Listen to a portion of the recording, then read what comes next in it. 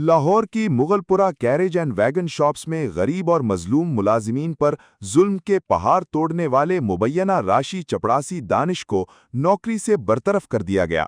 Assistant works manager Mughalpura ने बाकायदा notification जारी करके मसलहत पसंदी और सियासी असरो रसूख के बुत पाश पाश कर दिए।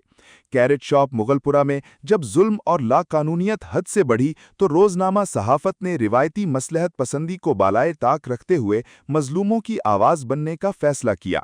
रोजनामा सहाफत टीम ने कई रोज की कड़ी मेहनत, खुफिया तहकीकात और मुलाजिमीन से राब्तों के बाद वो तमाम शवाहिद इकट्ठे किए जिससे रेलवेज के आला हलकों और हेडक्वार्टर में जलजला आ गया।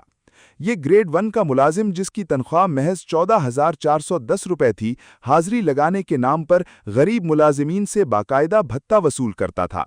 1 अप्रैल 2026 को शो कॉज नोटिस मिलने पर इसने अपने सियासी आकाओं के जरिए मामला रफा दफा करने की भरपूर कोशिश की, लेकिन रोजनामा सहाफत की हक सच पर मबनी रिपोर्टिंग के सामने सिफारिश का कोई बुर्ज काम न आ सका।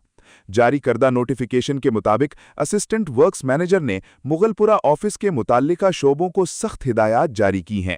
7 रोज के अंदर बरतरफ मुलाजिम का क्लियरेंस सर्टिफिकेट जमा करवाया जाए, सरकारी वाजिबात, बकायाजात और माली गबन की मुकम्मल हिस्ट्री चेक की जाए।